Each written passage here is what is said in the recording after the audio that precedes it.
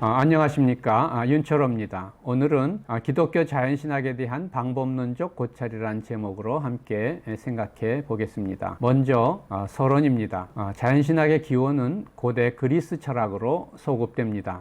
소크라테스 이전의 그리스 철학에서는 자연신학이 아르케, 즉 우주의 기원 또는 첫 번째 원리에 대한 이성적 탐구의 형태로 수행되었습니다. 고대 그리스 철학자들은 세계를 인간의 지성에 의해 인식될 수 있는 질서정연한 우주, 다시 말하면 코스모스로 이해했습니다. 따라서 코스모스는 질서와 이해의 가능성을 함축했습니다. 우주는 우리가 비록 부분적이고 불완전하지만 이해할 수 있는 그 어떤 것입니다. 알리스토 맥그레스에 따르면 자연신학이란 라틴어 용어 테올로기아 내추럴리스라고 하는 말인데, 이 말은 기독교 이전의 고전적 시기에 자연 세계로부터 신들의 세계로 상승하는 합리적 논증을 기술하기 위해 생겨났습니다. 그리고 이 용어는 16세기 말에는 자연에 대한 숙고에 초점을 맞추는 신학을 의미하는 개념으로 받아들여졌습니다.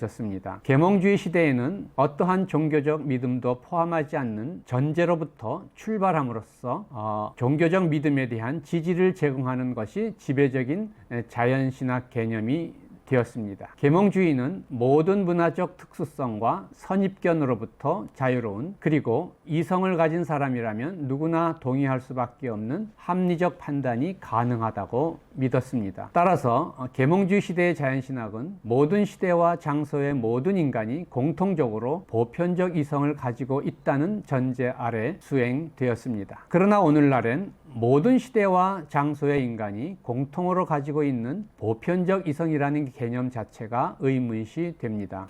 오늘날에는 인간의 이성이 특수한 문화와 전통과 공동체 안에서 형성된 모종의 관점에 의해 조건 지어지고, 따라서 매우 다양한 방식으로 작동한다는 사실이 분명해졌습니다. 이 글에서는 이와 같은 오늘날의 상황에서 요구되는 바람직한 자연신학 방법론을 포스트 토대주의적 기독교 자연신학의 관점에서 제시하고자 합니다. 구약성서의 창조신학에 대해서 말씀드립니다. 20세기 초에 신정통주의적 구원신학의 영향으로 20세기 중반까지 구약성서 학계 안에서 창조신학은 주변화되거나 평가절하되었습니다. 폰 라트는 구약성서의 창조 개념을 이스라엘 민족의 역사적 경험의 관점에서 이해했습니다. 그는 이스라엘 민족의 원초적인 신앙 고백 안에는 세계 창조의 내용이 없다고 주장했습니다. 그에 따르면 창세기 창조 본문은 이스라엘 민족의 역사 속에서 형성된 출애굽의 하나님에 대한 신앙 고백의 산물입니다. 그는 창조를 독자적인 주제로 다루고 있는 지혜서, 예를 들면 욥기 28장 같은 지혜서도 단지 하나님의 구원 행동에 대한 믿음이 확고해진 시기에 의미를 갖는다고 주장했습니다. 그러나 20세기 중반 이후 구약신학계 안에서 창조신학의 정당한 자리를 회복시키고자 하는 시도들이 생겨났습니다. 베스터만은 폰라트와 달리 구약성서의 창조 본문이 이스라엘 민족이 경험한 특수한 역사적 차원을 넘어서는 보편적 우주적 차원을 함축하고 있다고 보았습니다. 그는 창세기 1장에서 11장이 출애굽기에 나타나는 이스라엘의 역사적 구원 경험과 구별되는 원역사를 보여주고 있고, 이 원역사 안에는 이스라엘의 구원자 하나님에 대한 고백에 앞선 그 무엇, 다시 말하면 창조신앙이 전승되고 있다고 주장했습니다. 그는 구약성서의 창조 본문이 인류의 공동기원에 속하는 원초적 자연 경험을 보여주는 신화, 즉 원역사를 반영하며, 따라서 이스라엘 민족의 역사 경험으로 환원될 수 없다고 주장했습니다. 베스터만이 구약성서의 창조신학을 새롭게 조명하던 시기에 1960년대에서 70년대에 구약성서 학계에는 자연세계에 대한 신앙적 성찰을 보여주는 지혜문학에 대한 관심이 증대되었습니다. 창조세계, 자연 안에서의 하나님의 계시를 말함에 있어서 지혜신학은 구원신학을 전제함 없이 자연신학의 문을 열어놓습니다. 한스 하인리 슈미트는 구약성서에서 창조신앙은 독립적인 위성을 갖지 못하며 구원신앙에 대하여 2차적이라는 폰라트의 견해를 반박하고 있습니다. 그는 하나님의 세계의 질서를 창조하고 바탕하신다는 창조신앙은 구약성서의 주변적 주제가 아니라 근본적 주제라고 주장합니다. 이스라엘의 특수한 역사적 경험에 기초한 구원신앙의 상당 부분이 고대 근동과 공유하는 창조신앙의 포괄적 지평 안에서 형성되었습니다. 슈미트의 논점은 폰라트가 주장하는 것처럼 이스라엘이 먼저 순수하게 역사적 신앙과 더불어 출발하고 후에 그것을 창조신앙과 같은 고대 근동의 전통들과 결합한 것이 아니라 이스라엘이 주변 세계와 공유하는 광범위한 세계관과 창조신앙의 지평 안에서 자신의 특수한 하나님과 역사 경험을 이해했다는 것입니다. 제임스 반은 1991년 기포드 강연에서 계시신학과 자연신학 사이의 바르트적 대립이 잘못되었고 그러한 대립은 성서적 근거에서 유지될 수 없다고 주장했습니다. 반은 계시신학과 저항 사이에 그리고 자연종교와 결탁 사이에 아무런 상관성이 존재하지 않는다고 주장했습니다. 월터 브루기만은 창조세계를 성서적 신앙의 지평으로 삼는 신학 패러다임의 유익을 세 가지로 제시했습니다. 첫째, 이 신학 패러다임은 신학과 과학의 새로운 만남을 가능하게 합니다. 두 번째, 창조세계, 자연을 성서적 신학의 지평으로 회복하는 것은 생태학적 위기의 해결에 기여할 수 있습니다. 셋째, 창조신앙은 발생과 쇠퇴, 출생과 죽음, 소외와 포용, 일과 휴식, 흥함과 쇠함의 지속적인 일상적 과정에서 나타나는 인간의 삶을 인식하고 받아들이도록 해준다는 것입니다. 세 번째, 우리가 이제 기독교 역사 속에 나타나는 자연신학에 대해서 생각해 보겠습니다. 고대 교회 이래 전통적으로 동서방 교회는 자연신학의 가능성을 인정해 왔습니다. 다시 말하면 동서방 교회는 인간이 자연 속에 나타난 하나님의 일반적 계시에 근거해서 이성에 의해 하나님을 인식할 수 있음을 인정했으며 자연과 은총을 대립적 관계가 아니라 보완적 관계로 이해했습니다. 고대 교회 이래 신학자들은 인간의 하나님 형상이 죄로 인해 심하게 일그러졌지만 완전히 파괴되거나 상실되었다고 생각하지는 않았습니다. 왜냐하면 하나님의 창조 자체가 인간의 죄로 인해 무효화되고 실패로 돌아갈 수는 없기 때문입니다. 중세 토마스 아퀴나스에 따르면 은총은 자연을, 계시는 이성을 폐하지 않고 완성합니다. 중세 신학자들에게 자연신학은 하나님의 계시에 직접 호소하지 않고 자연세계의 질서를 통해 이성에 의해 하나님의 존재를 증명하고자 하는 시도였습니다. 자연신학은 하나님을 향해 나아가고자 하는 인간 지성 안에 있는 자연적 경향을 반영합니다. 아퀴나스에 따르면 인간 안에는 하나님을 보고자 하는 자연적 욕구가 있습니다. 개신교 신학자들도 일반적으로 자연신학의 가능성을 인정했습니다. 개신교 신학자 헤르만 바빙크는 인간이 하나님의 형상으로 창조되었다는 사실은 인간이 종교적 본성 안에서 하나님을 알 수 있는 가능성을 부여받았다는 것을 의미한다고 보았습니다. 따라서 종교는 근본적으로 인간의 피조된 본성과 연관됩니다. 인간의 전 인격 안에 내재한 종교적 본성은 가장 본질적인 인간의 특성입니다. 이러한 의미에서 바빙크는 종교를 인간의 본질적 속성으로 그리고 인간을 종교적 존재, 하나님의 참된 종교적 형상으로 표현합니다. 인간 본성 안에 종교적 씨앗 또는 신성의 감각으로서의 종교적 성향이 있다고 본 칼빈의 자연신학적 사고를 바빙크는 더욱 발전시켜서 종교를 하나님을 인식하는 인간 본성의 기능 또는 능력으로 명명했습니다. 종교가 없는 인간은 없습니다. 만일 인간이 종교를 상실하면 그것은 그 자신을 상실하는 것이라고 그는 말했습니다. 그러나 개신교 안에는 죄로 인해 하나님에 대한 인간의 자연적 인식 가능성과 인간적 인격적 관계 능력이 상실되었음을 강조하고 계시신학과 자연신학을 날카롭게 대립시키는 신학자들도 있습니다. 자연신학을 복음과 대립되는 율법적인 하나님 인식으로 이해했던 16세기의 마틴 루터와 또 20세기 초의 독일의 정치적 상황에서 자연신학의 가능성을 철저히 거부했던 칼 바르트가 대표적인 인물입니다. 계시신학과 자연신학의 대립과 자연신학에 대한 부정적 이해의 근저에는 개신교의 전적 타락 교리가 있습니다. 즉 아담이 죄를 짓고 전적으로 타락함으로써 인간 안에 하나님의 형상이 상실되었고, 따라서 인간의 자연적 본성이 부패해서 하나님을 향한 인식과 관계 능력이 완전히 상실되었다는 것입니다. 여기서 두 가지 질문이 제기됩니다. 첫 번째는 하나님의 형상은 인간에게 처음부터 완전한 형태로 주어졌는가 하는 것입니다. 두 번째는 인간 안에 하나님의 형상이 죄로 인해 완전히 상실되었는가 하는 것입니다. 먼저 하나님의 형상은 처음부터 인간의 본성에 완전한 형태로 주어졌다고 볼 수 없습니다. 여기에는 논리적, 역사적 이유가 있습니다. 논리적으로 인간이 완전한 하나님의 형상을 지니고 있었다면 결코 죄를 짓고 타락할 수 없었을 것입니다.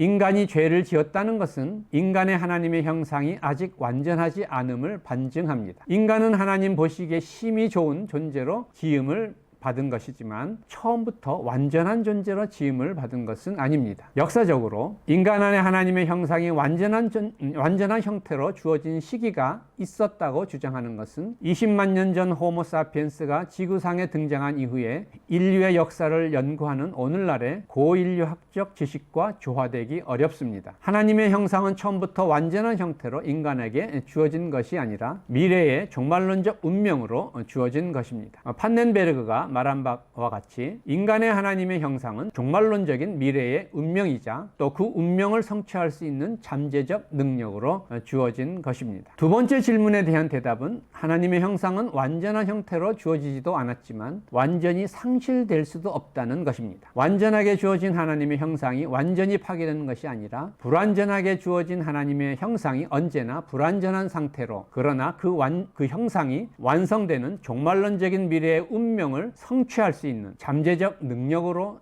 존재한다고 말할 수 있습니다. 따라서 하나님의 형상으로 지음을 받은 인간의 자연적 본성은 하나님을 온전히 인식할 수 있을 정도로 완전하지도 않지만 하나님을 전혀 인식할 수 없을 정도로 완전히 상실된 것도 아닙니다. 네 번째로 우리는 이제 기독교 자연신학에 대해서 생각하겠습니다. 객관적이고 보편적인 이성의 토대 위에서 명증적인 진리의 확증이 가능하다고 생각했던 근대의 토대주의적 인식론은 인간 이성의 역사성과 다원성에 대한 탈근대적 이해의 부상과 더불어 붕괴되었습니다. 이러한 탈근대적 이해의 맥락에서 존 카브는 모든 자연신학이 선행적인 헌신을 전제한다고 지적합니다. 그는 말합니다. 모든 자연신학은 세계에 대한 모종의 근본적인 관점을 반영한다. 어떤 자연신학도 중립적이고 객관적인 이성의 순수한 결과가 아니다. 모든 논증은 전제와 함께 시작한다. 자연신학도 그 자연신학을 수행하는 사람이 기독교인이라면 기독교적인 전통의 영향사를 벗어날 수가 없으며, 따라서 기독교 신앙의 관점으로부터 완전히 자유로울 수 없습니다. 카브는 기독교 신학은 자연신학을 위한 사변적 신학을 전제한다는 것과 중립적인 자연신학은 없다는 것을 결합하여 기독교 자연신학의 필요성을 논증합니다. 그는 기독교라고 하는 한정으로서 가장 추상적인 사변이라고 하더라도 역사적으로 조건지어진 신앙 공동체로부터 유래하는 실제의 비전 또는 관점에서 수행된다는 사실을 지시하고자 합니다. 이러한 의미에서 카브는 자신의 자연신학을 기독교 자연신학이라고 명명했습니다. 기독교인으로서 우리가 추구하는 자연신학은 불가피하게 기독교 자연신학입니다. 다시 말하면 우리의 자연신학은 기독교의 창조신앙을 전제하는 기독교적 관점에서 시도되는 자연신학입니다.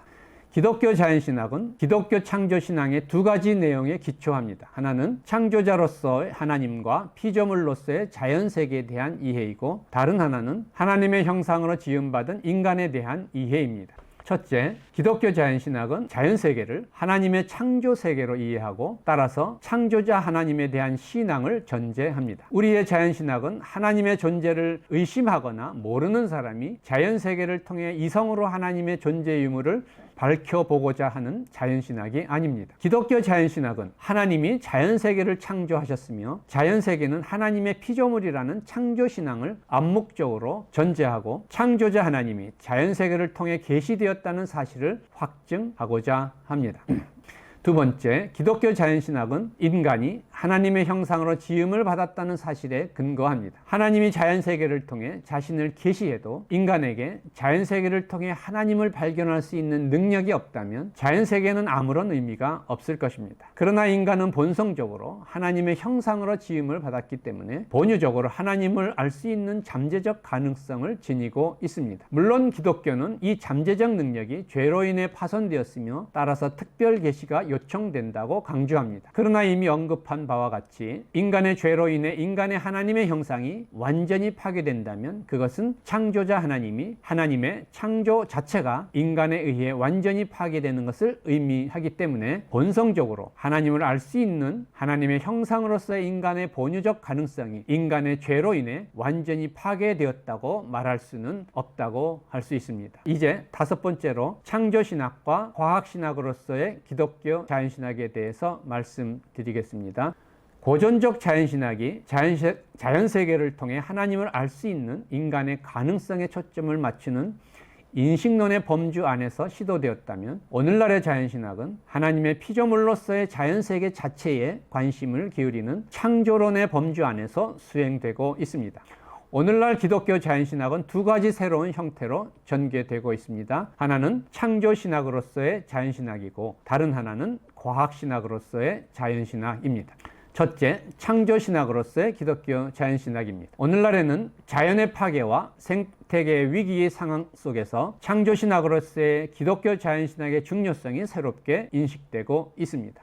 이 새로운 자연신학은 자연의 신학, Theology of Nature라고 불리기도 합니다. 오늘날 자연의 신학으로서의 기독교 자연신학, 다시 말하면 창조신학은 하나님의 창조세계 안의 현존을 강조합니다. 특히 인간을 포함한 자연세계의 모든 생명과 에너지의 근원으로서의 성령의 세계내적 현존과 활동에 초점이 맞추어집니다. 성령은 단지 교회 안에 갇혀있는 영이 아니라 우주적 영입니다. 성령은 우주적 생명과 에너지의 원천으로서 인간의 역사와 자연세계의 진화 과정 안에서 활동함으로써 세계의 역사를 종말론적인 미래의 하나님 나라로 인도합니다.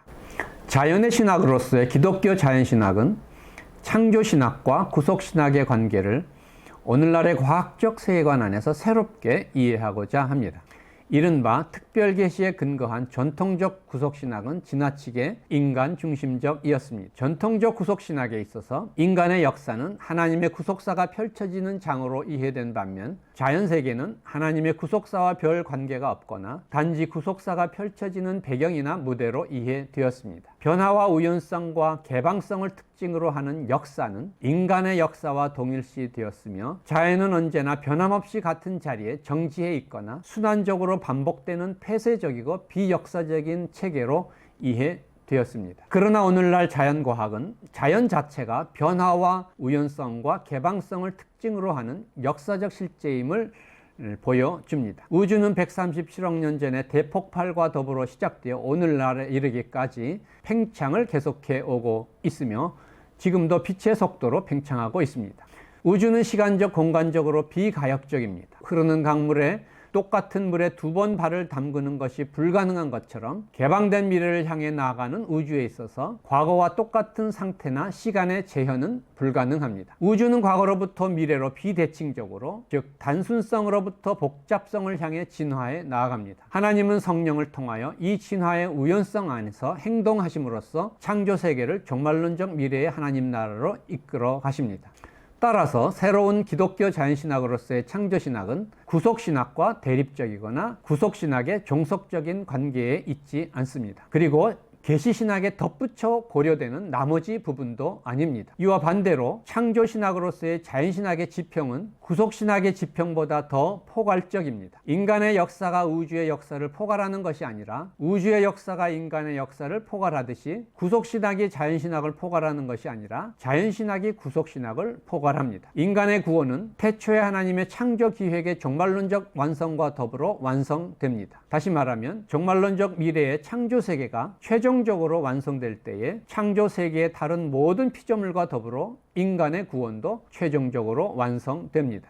두 번째, 과학신학으로서의 기독교 자연신학에 대해서 말씀드립니다. 오늘날의 기독교 자연신학은 자연과학과 대화하는 과학신학의 형태로 전개되고 있습니다. 과학신학으로서의 기독교 자연신학은 자연세계의 질서를 통해 하나님의 존재를 증명하고 하나님에 대한 신앙의 정당성을 입증하고자 하는 고전적 자연신학보다는 좀 더 겸허한 형태의 자연신학이라고 할 수 있습니다. 즉, 자연신학으로서의 기독교 자연신학은 자연과학과의 대화를 통해서 신앙의 필연성을 증명하기보다는 신앙을 위한 지적 틀을 제공하고 신앙의 합리성과 이해 가능성을 보여줌으로써 자연세계에 대한 과학적 경험과 기독교 신앙 사이의 공명이나 유비 또는 일치의 가능성을 제시하고자 합니다. 과학으로서의 자연신학에 있어서 신학과 자연과학과의 대화는 상호적이어야 합니다. 한편으로 신학은 자연세계에 대한 자연과학적 설명의 한계를 지적하고 자연세계에 대한 보다 포괄적이고 궁극적인 설명을 제시해야 합니다. 물론 자연과학의 방법론적 자연주의는 존중될 필요가 있습니다. 왜냐하면 방법론적 자연주의는 관찰과 실험으로 검증 가능한 실증적 사실에 근거해서 이론을 수립하는 자연과학의 본래적 과제를 지시하는 원리이기 때문입니다. 그러나 방법론적 자연주의는 형이상학적 자연주의와 구별되어야 합니다. 만일 과학자가 자연세계를 넘어선 초월적 영역이나 실제가 존재하지 않는다고 주장한다면 그는 자연현상을 대상으로 연구하는 과학자로서 실증적 주장을 하는 것이 아니라 철학자로서 환원론적 형이상학적 주장을 하는 것입니다. 신학자는 자연과학의 방법론적 자연주의를 존중하되 이 원리로 환원될 수 없는 초월적 세계에 대한 신앙에 비춰서 이 원리의 한계를 지적하고 자연세계의 의미와 목적에 대한 포괄적인 형이상학적 설명을 제공해 주어야 합니다. 다른 한편 신학자는 열린 마음을 가지고 자연과학으로부터 겸손히 배울 자세를 가져야 합니다. 창조신학을 포함한 전통적인 신학은 오늘날처럼 과학이 발달되기 이전에 고대와 중세 시대의 세계관과 언어 안에서 형성되었습니다. 과학신학으로서 기독교 자연신학은 이와 같은 전통적 신학의 내용을 자연과학과의 대화를 통해서 기꺼이 수정하거나 재구성할 자세를 가져야 합니다. 우리는 종교 재판을 통해 갈릴레이의 지동설을 정죄했던 가톨릭 교회의 오류를 다시 반복해서는 안 되겠습니다. 과학적 진리는 결코 종교 재판을 통해 결정될 수 있는 것이 아닙니다. 이제 여섯 번째로 몰트만의 기독교 자연신학에 대해서 말씀드립니다. 몰트만은 생태계 위기의 상황과 과학적 세계관의 지평에서 저술된 창조 안에 계신 하나님에서 역사와 자연, 계시신학과 자연신학에 대한 전통적 이분법적 도식을 거부하고 창조신학의 관점에서 기독교 자연신학을 전개합니다. 그는 자연을 계시의 외연, 바르트의 표현을 따르면 외적 조건으로 간주하는 자연신학과 달리 오늘날의 신학은 자연의 전 과정을 창조신학 안으로 통합시키는 자연신학이 되어야 한다고 주장합니다. 그에 따르면 계시신학은 역사의 조건 안에 있는 자연신학입니다. 은혜, 계시, 계약은 자연을 완성하는 것이 아니라 영원한 영광을 향해 준비시킨다고 그는 이야기합니다. 몰트만의 자연신학 방법론이 가장 잘 나타나는 것은 그의 신학의 방법과 형식, 나의 신학 여정입니다. 이 책에서 몰트만은 자연신학의 세 가지 가능성을 제시하고 자연신학이 기독교 신학의 공적 과제임을 강조합니다. 첫째, 자연신학은 기독교 신학의 전제입니다.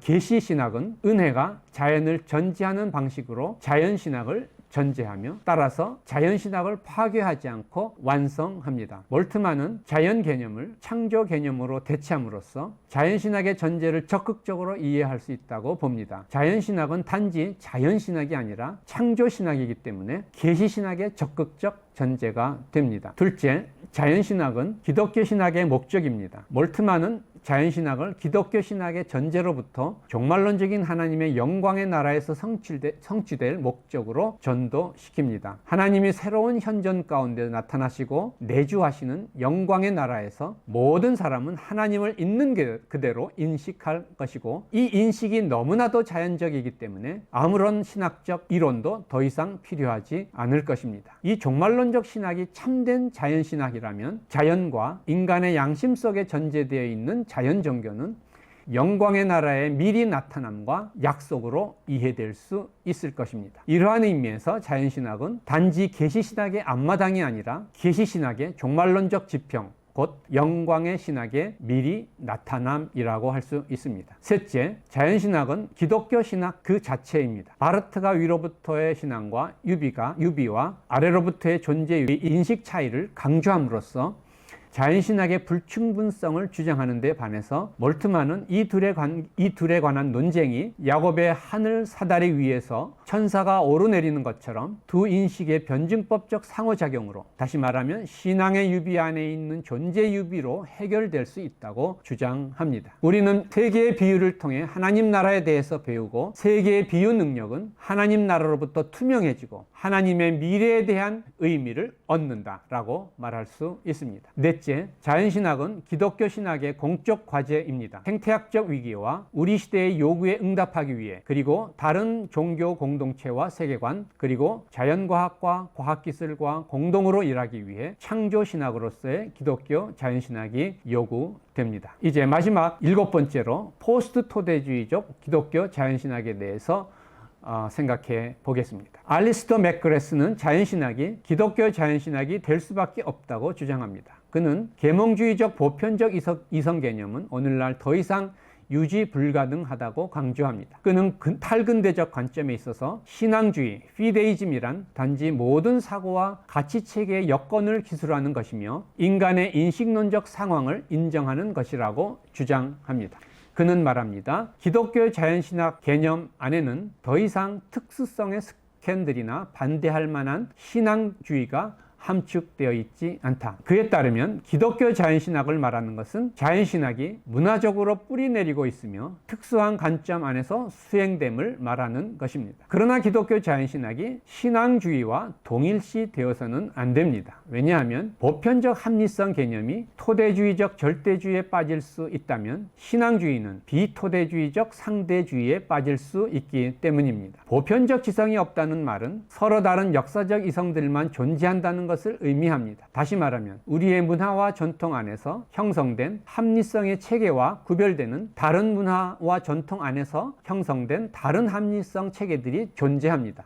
이러한 다원적 상황에서 기독교 자연신학이 단지 자신의 관점과 이야기에만 집중하는 신앙주의로 후퇴한다면 스스로 상대주의에 빠지는 것입니다. 기독교 자연신학이 상대주의에 빠지지 않으려면 다른 문화와 전통 안에 자연신학, 다른 종교 공동체의 세계관, 그리고 자연과학과의 대화를 통해서 하나님과 세계에 대한 자신의 전통적인 이해를 재형성함으로써 보다 더욱 보편적인 합리성 체계를 지향해 나아가지 않으면 안 될 것입니다. 보편적 이성이 없다는 말은 결코 보편적 진리가 없음을 의미하지 않습니다. 온 우주 만물을 창조하신 보편적 창조자이신 하나님 안에서 모든 진리는 종말론적으로 궁극적으로 통일될 것입니다. 보편적 이성이 없다는 말은 두 가지 의미를 내포합니다. 첫째, 이 말은 인간의 이성이 특수한 문화와 전통과 공동체에 의해 영향을 받는 유한한 역사적 이성이라는 사실을 의미합니다. 그러나 이것은 인간이 자신이 속해 있는 역사적 지평 안에 갇혀서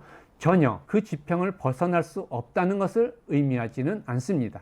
인간의 이성은 자기 비판을 통해 보편적 지평을 향해 나아갈 수 있는 자기 초월적 본성을 가지고 있습니다. 따라서 자신의 특수한 역사적 지평을 넘어 보다 더 보편적인 지평으로 나아가기 위한 서로 다른 역사적 이성들 간의 상호 비판적인 대화가 요청됩니다. 기독교 자연신학은 다른 역사적 지평 안에 다른 합리적 체계들과의 열린 대화를 통해서 보편적 이성에 기초한 토대주의적 절대주의와 신앙주의에 기초한 비토대주의적 상대주의를 함께 극복하는 포스트 토대주의적 보편 학문을 지향해 나가야 합니다. 둘째, 보편적 이성이 없다는 말은 인간 이성의 왜곡을 함축합니다. 인간의 이성은 죄로 인해 왜곡되었으며 따라서 인간의 본유적인 하나님 인식 가능성이 왜곡되었습니다. 그러나 이미 언급한 바와 같이 전적 타락 교리에 의한 이성의 왜곡을 지나치게 일반화하거나 과장해서는 안 됩니다. 우리는 하나님으로부터 부여받은 이성으로 자연세계를 통해 하나님을 불완전하게나마 인식할 수 있는 가능성이 결코 상실될 수 없다는 사실을 다시 한번 기억해야 하겠습니다. 구약 성서의 시편과 지혜문학은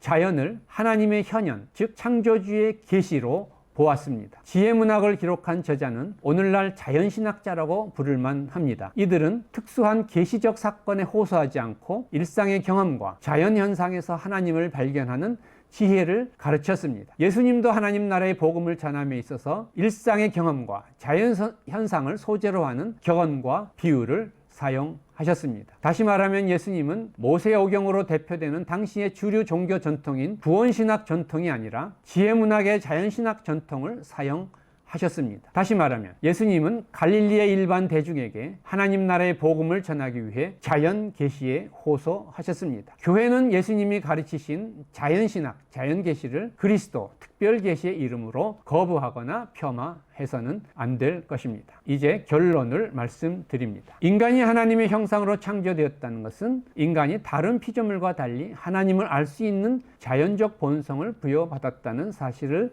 함축합니다. 존 폴 킹호는 하나님의 형상을 모든 개인이 하나님의 현존을 알 수 있는 내재적 능력을 지니고 있음을 가리키는 것으로 이해했습니다. 하나님의 형상으로서 인간의 자연적 본성의 특징은 하나님을 향한 개방성과 하나님과 인격적 교제의 가능성을 부여받았다는 사실에 있습니다. 이 가능성을 부여받은 것 자체가 하나님의 특별한 은혜입니다. 하나님을 향한 자기 초월적 개방성과 하나님과의 인격적 관계 능력 자체가 인간이 하나님의 은혜로 부여받은 자연적 본성이기 때문에 하나님의 초월적 은혜, 계시와 인간의 자연적 본성은 구별될 수 있지만 대립될 수는 없습니다. 칼 라너는 하나님의 초월적 은혜를 향해 열려있는 인간의 자연적 본성을 초자연적 실존이라고 불렀습니다. 초자연적 실존에 있어서 자연은 은혜의 내적 계기이며 전제입니다. 하나님의 초월적 은혜, 즉 계시를 향해 열려있는 것이 초자연적 실존으로서 인간의 자연적 본성이라면 은혜와 자연, 계시신학과 자연신학은 대립되어야 할